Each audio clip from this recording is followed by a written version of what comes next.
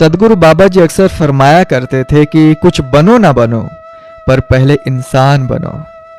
आज हम इसी बात की गहराई में उतरेंगे कि आखिर ज्ञान लेने के बाद हमारे जीवन में वह बदलाव क्यों नहीं आता जिसकी उम्मीद सदगुरु हमसे करते हैं। सत्संगत विचार कीजिए, एक हीरा अगर किसी अनजान व्यक्ति के हाथ लग जाता है तो वह उसे कांच का टुकड़ा समझकर बच्चों को खेलने के लिए दे देता है, लेकिन वही हीरा जब जौहरी के हाथ आता है तो वह उसे तिजोरी में रख देता है। यह मनुष्य जन्म वह हीरा है और सद्गुरु वह जौहरी है जिन्होंने इसकी कीमत बताई। लेकिन विडंबना देखिए, आज इंसान इस हीरे को कंकड़ पत्थरों के भाव लुटा रहा है। अभी थोड़े दिन पहले एक जिज्ञासु महात्मा ने जिक्र किया था कि कैसे दुनिया उन्हें भ्रमित करने की कोशिश कर रही है। उनका मित्र उनसे कहता है कि अरे आज के दौर में तो पैसा ही सब कुछ है, थोड़ी बहुत अनैतिकता, परिस्त्री गमन या फिर नशा तो स्टेटस सिंबल है, इसे पाप क्यों मानते हो? आजकल यह सब चलता है, नॉर्मल सी बात है। सत्संग जी, यहाँ हमें विवेक की कसौटी इस्तेमाल करनी होगी। शास्त्रों में एक बहुत गहरा तर्क आता है। गोस्वामी तुलसीदास जी ने रामचरितमानस में लिखा है, काम क्रोध मद लोभ सब नाथ नरक के पंथ। अर्थात सत्संगत, काम क्रोध अहंकार और लोभ यह नरक के रास्ते हैं। अब यह नरक का अर्थ मरने के बाद का कोई स्थान नहीं है। संतों ने समझाया है कि जब आपका जीवन जीते जी बेचैनी, डर और अविश्वास से भर जाए, वही नरक है। लोग कहते हैं कि पैसा सब कुछ है। सत्संग जी, एक बार सोचिए, पैसे से आप बिस्तर खरीद सकते हैं पर नींद नहीं। पैसे से दवा खरीद सकते हैं पर स्वास्थ्य नहीं। पैसे से मकान खड़ा हो सकता है पर उसे घर बनाने के लिए प्रेम और चरित्र चाहिए। इतिहास गवाह है सत्संगत, रावण के पास क्या कमी थी? सोने की लंका थी, यानी कि अपार धन था, ज्ञान इतना कि शिव तांडव स्रोत रच दिया, बल इतना कि काल को भी पाय से बांध रखा था। लेकिन सत्संग जी, कमी कहाँ रह गई? केवल एक चरित्र की। एक परिस्त्री पर डाली गई गंदी नजर ने उसके सोने की लंका को राख के ढेर में बदल दिया। यदि धन और बाहुबल सुख के कारण होते तो दुर्योधन दुनिया का सबसे सुखी इंसान होता, लेकिन अंत क्या हुआ? विनाश। इसलिए जब कोई आपको यह कहे कि पाप करने में तो मजा है, तो उसे संतों का यह प्रमाण दीजिए सत्संगत की क्षण भर का सुख और जीवन भर का दुख यह सौदा समझदारी का नहीं है। अब बात आती है आहार की। खाए अन्न वैसा होवे मन, यह क्यों कहा गया है? सत्संग जी, यह केवल कहावत नहीं है, विज्ञान और आध्यात्म दोनों इसे मानते हैं। पर हमारे मिशन में तो खाने पीने की कोई मनाही नहीं है, है ना? सदगुरु ने हमें आजादी बख्शी है, बिल्कुल सत्य है। सदगुरु हमें रस्मों रिवाजों और वहमों भरमों से निकालकर आजाद करते हैं, लेकिन साथ ही सदगुरु हमें विवेक भी देते हैं। अगर संतों ने कहा है जैसा खाए अन्न वैसा होवे मन, तो इसके पीछे एक गहरा विज्ञान और आध्यात्म है जिसे समझना हमारी स्वयं की जिम्मेदारी बनती है। सत्संग जी, हम अपने घर के बाहरी मंदिर को कितना साफ रखते हैं, वहां जूते लेकर भी नहीं जाते। तो फिर इस शरीर रूपी मंदिर जहां साक्षात निरंकार का वास है, वहां हम क्या डाल रहे हैं? इस पर विचार करना तो बहुत जरूरी है ना।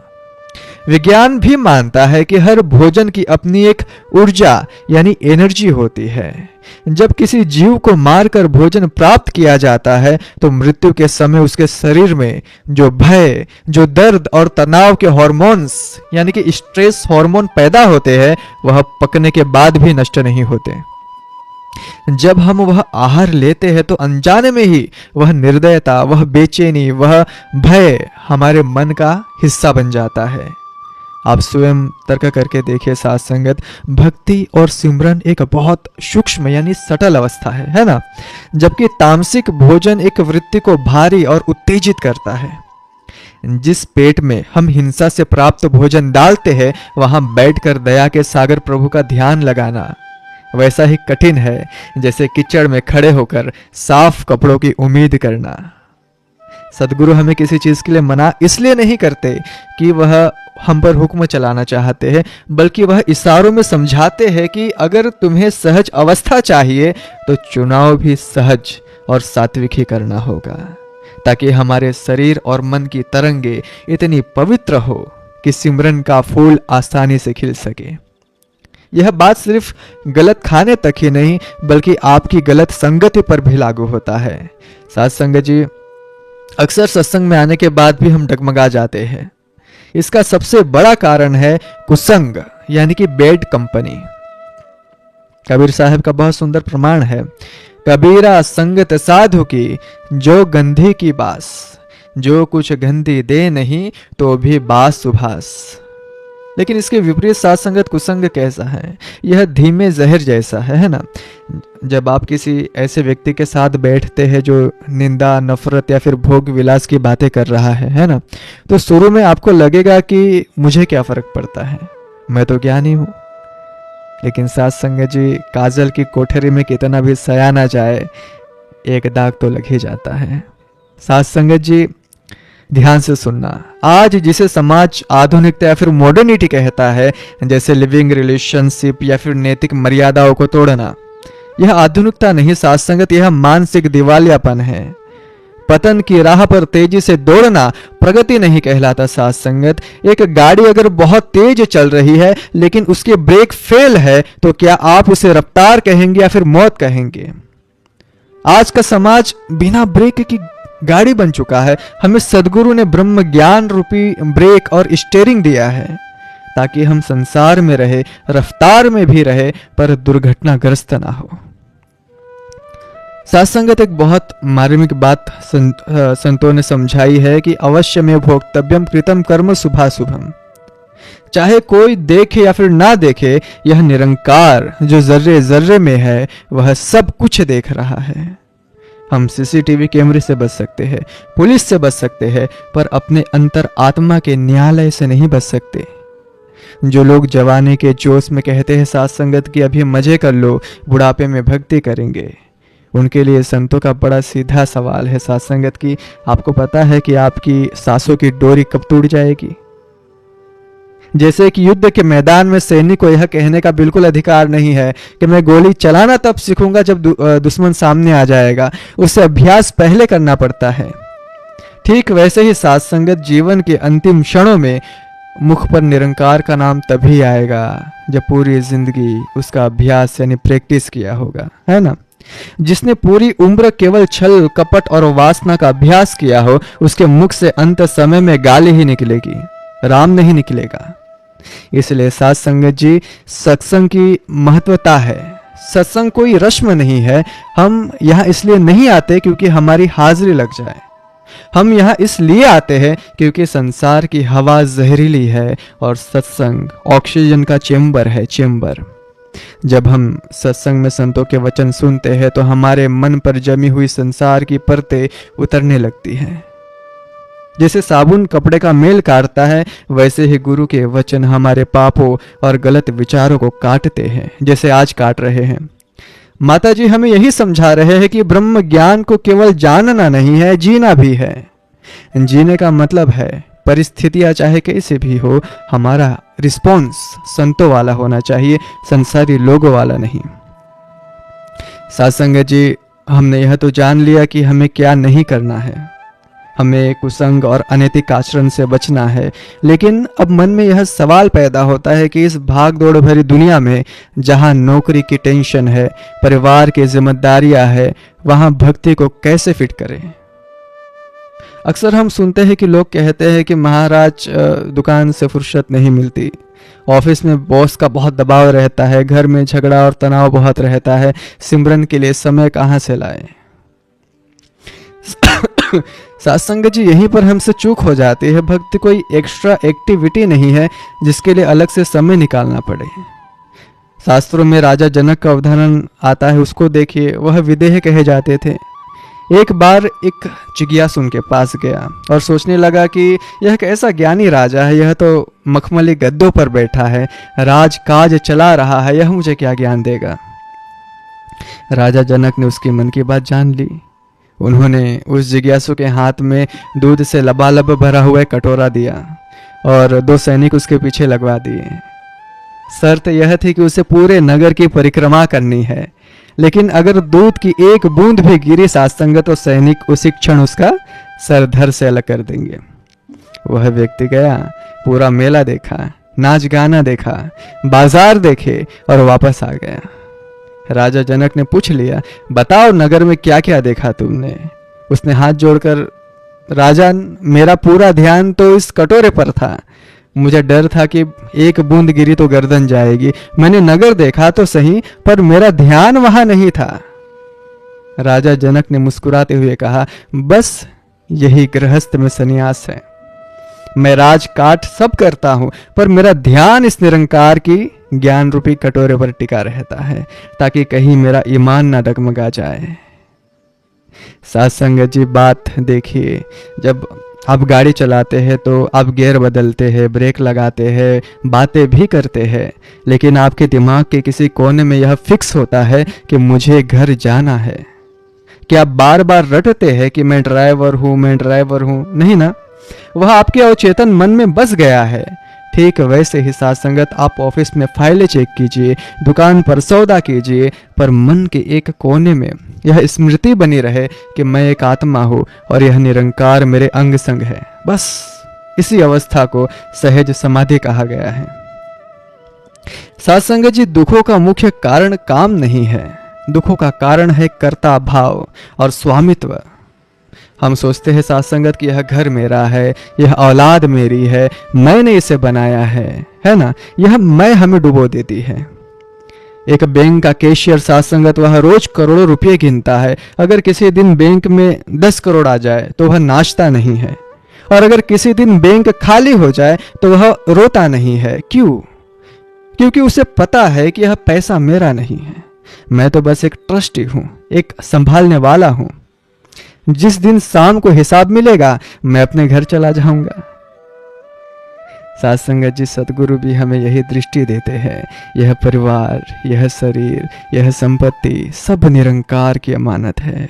आप इसके ट्रस्टी बनकर सेवा कीजिए। जब आप मालिक बनकर जीते हैं तो चिंता होती है, जब आप सेवादार बनकर जीते हैं तो चिंतन होता है। तय आपको करना है कि आपको चिंता चुननी है या फिर चिंतन। साथ संगत जी, एक बहुत महत्वपूर्ण पहलू है हमारा व्यवहार। लोग आपके माथे का तिलक या फिर गले की माला बाद में देखते हैं, पहले आपकी जुबान देखते हैं। अगर कोई महात्मा सत्संग में तो बहुत ऊंची ऊंची बातें करे, लेकिन घर जाकर अपनी पत्नी पर चिल्लाए, अपने माता पिता का अपमान करे या फिर पड़ोसी से गाली गलौज करे, तो साथ संगत जी माफ करना, वह भक्त नहीं हो सकता। संत कबीर जी ने कहा है, पोथी पड़ी पड़ी जगमुआ, पंडित भया न कोई, ढाई आखर प्रेम का, पढ़े सो पंडित होए। तर्क से सोचिए साथ संगत, एक मिठाई की दुकान का बोर्ड बहुत सुंदर लगा हो, लेकिन अंदर बैठा हलवाई ग्राहकों को गालियां देता हो, तो क्या कोई वहां से मिठाई खरीदेगा? नहीं खरीदेगा। हम सब इस मिशन के, इस सदगुरु के सेल्समैन या रिप्रेजेंटेटिव है। हमारा आचरण ही साथ संगत वह मिठाई है जिसे देखकर दुनिया हमारे गुरु के तरफ आकर्षित होगी। अगर हमारी वाणी कड़वी है तो हम अपने सदगुरु का प्रचार नहीं बल्कि अप्रचार या फिर बेड पब्लिसिटी कर रहे हैं, है ना। इसलिए साथ संगत सहनशीलता और मिठास को अपना गहना जरूर बना लीजिएगा। जब सामने वाला आग उगले तो आप पानी बन जाइए। आग से आग नहीं बुझती, पानी ही उसे शांत कर सकता है। आजकल परिवारों में दरारें क्यों आ रही है? क्योंकि हमारे पास क्षमा नाम का हथियार नहीं बचा। साथ संगत जी, अगर हमारी जीभ दांतों के बीच आकर कट जाए तो क्या हम दांतों को हथौड़े से तोड़ देते हैं? नहीं ना। हम दर्द सहते हैं, दवाई लगाते हैं, क्योंकि दांत भी हमारे हैं और जीभ भी हमारी है। परिवार में भी यही समझ अपनाइए। अगर किसी ने कुछ कह दिया तो उसे पराया समझकर बदला मत लीजिए। यह सोचिए कि यह भी मेरा ही अंग है। शायद इसकी समझ अभी कम है। कोई बात नहीं। शास्त्र कहते हैं क्षमा वीरस्य भूषणम, माफ करना कमजोर का नहीं ताकतवर का काम है। एक छोटी सी बात को पकड़कर साथ संगत हम सालों साल अपने दिल में बोझ लेकर घूमते हैं। सदगुरु समझाते हैं बातों को पकड़ना छोड़ दो, निरंकार के दामन को पकड़ना सीख लो। जो बातों को पकड़ता है साथ संगत वह उलझ जाता है, जो दामन पकड़ता है वह सुलझ जाता है। अब आप कहेंगे कि महात्मा जी समाज तो सुधरता नहीं, हम कब तक बर्दाश्त करें, कब तक? साथ संगत जी हमें समाज को नहीं सुधारना, हमें खुद को बचाना है। इसे एक सुंदर उदाहरण से समझिए। समुद्र में नाव तैरती है, ठीक है। नाव को तैरने के लिए पानी की जरूरत है ना। लेकिन खतरा तब होता है जब पानी नाव के अंदर आ जाए। हम संसार में रहे यानी नाव पानी में रहे, यह जरूरी है। लेकिन संसार हमारे अंदर ना घुस जाए, इस पर ध्यान देना है।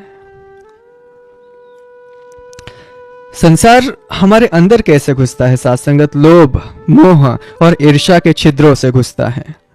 सत्संग वह मरम्मत है साथ संगत जो इन छिद्रों को बंद करता रहता है ताकि आपके जीवन नैया डूबे नहीं। तो में साथ संगत जी सबसे बड़ी बात है विश्वास। आज इंसान डर में जी रहा है, कल क्या होगा, नौकरी रहेगी या नहीं, बीमारी तो नहीं आ जाएगी, दुनिया भर का। एक छोटा बच्चा साथ संगत जब अपने पिता की उंगली पकड़कर मेले में चलता है तो वह यह चिंता नहीं करता कि मुझे खाना मिलेगा या फिर नहीं, या फिर भीड़ में मैं खो तो नहीं जाऊंगा। वह बेफिक्र होकर मेले का आनंद लेता है।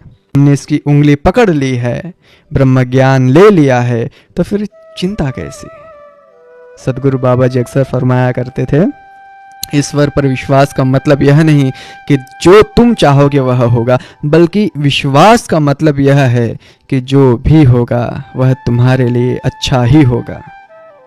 तो आओ साथ संगत जी, आज हम यहाँ से एक संकल्प लेकर जाए। एक हम अपने दिनचर्या को सेवा बनाएंगे, घर का काम हो या फिर ऑफिस का, उसे प्रभु की पूजा समझकर ईमानदारी से करेंगे। दूसरा, अपनी वाणी में इतनी मिठास बोलेंगे कि जो हमसे मिले उसकी थकान दूर हो जाए। तीसरा है, रोज कुछ समय निकालकर एकांत में बैठकर इस निरंकार का शुक्राना करेंगे, शिकायतें नहीं करेंगे, केवल शुक्राना करेंगे। जब हम ऐसा जीवन जिएंगे साथ संगत तो हम चलते फिरते तीर्थ यात्रा बन जाएंगे। लोग हमें देखकर कहेंगे कि अगर इसका शिष्य इतना शांत और प्यारा है तो इसका गुरु कितना महान होगा। सदगुरु माता जी के चरणों में यही अरदास है कि यह ज्ञान हमारे कानों तक ना रहे बल्कि हमारे कर्मों में उतर जाए और हमारा जीवन एक खुली किताब बन जाए जिसे पढ़कर दुनिया को रोशनी मिले। इन्हीं वचनों के साथ दातार आप सभी के सुखद और भक्तिमय जीवन की कामना करता है।